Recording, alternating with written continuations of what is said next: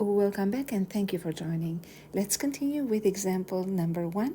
Recall that we were given the vertices of a triangle A, B, and C, and the midpoint of the side AB is M.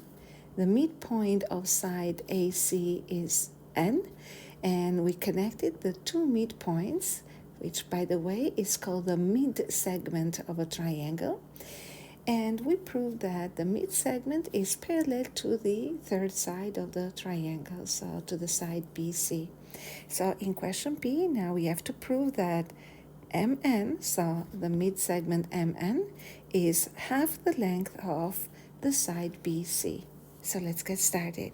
So first, we'd like to write whatever we're asked to prove. And we're asked to prove that the length of MN is equal to the length of BC divided by 2. So this is going to be BC and then divided by 2, or 1/2 of the length of BC. Now, we're going to continue with writing out the formula for the length of MN and the formula for the length of BC by simply using the length of a line segment formula. So for MN, we're going to have equal to the square root of, we have x at m minus x at n raised to the power of 2. So always the coordinates from n to m, difference, square it. It's just like Pythagorean theorem. And then plus y at m minus y at n raised to the power of 2. And we want to prove that this is going to be equal to 1/2. The length of BC, which is the square root of x at C minus x at B, close brackets, to the power of 2, plus y at C minus y at B raised to the power of 2. So we know the coordinates of M and B and C, so we'll substitute. So that would be the square root of -1 minus 1 to the power of 2 plus 4 minus 0 to the power of 2. Remember that we got the coordinates of M and N in the previous step right here. So basically we go -1 minus 1, 0 minus 4, or we can either go 1 minus -1 over 4 plus 4 minus 0 here. Now, next we have 1/2 of x at C. Now we have x at C minus x at B, 5 minus 1 to the power of 2. And then plus, now we're going to do the y's, +2 minus -6 raised to the power of 2. So in the next step, we are going to simplify each side. So remember, -1 minus 1 would be +4, because the sum here is -2. The entire thing squared is 4. 4 minus 0 is going to be equal to 4 squared, or 16. On the other side, we have 1/2. 5 minus 4 will be 4 squared, and 2 minus -6 is 8 to the power of 2.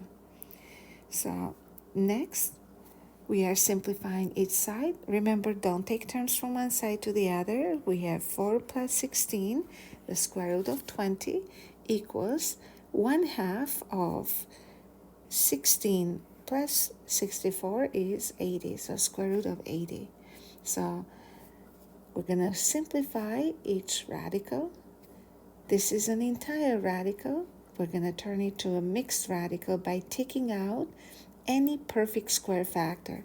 Now remember, perfect square factors are 2 to the power 4, 2 to the power 2 equals 4, 3 squared equals 9, 4 squared equals 16, and so on. So in number 20, we see that we have a factor of 4, which is a perfect square factor, and we'll multiply it by root of 5. So root 4, root 5. We know that we can split them up, right? We have learned how to write the product of the roots. Then now we're going to have 1 over 2.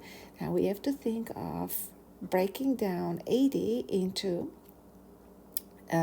two factors, one of which is a perfect square. So again, I'm going to go over perfect square numbers, which are 4, and then 9, and then 16, and 25. And I will try to divide 80 by each of these numbers and see which one works best.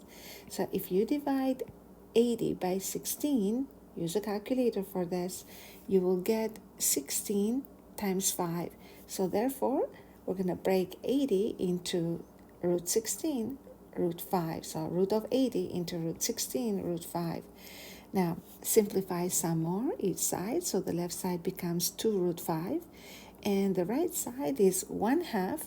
Now, root of 16 will be equal to positive 4 and then root 5. Very optimistic to see root 5 appear on both sides now. Simplify the right side a little bit more. So 2 root 5 is equal to, you can simplify 4 and 2, and then we get to a root of 5. And therefore, we're going to say that the two sides are equal to each other. So 2 root 5 equals 2 root 5. And remember where we got this from? From simplifying the length of MN equals 1/2 the length of BC.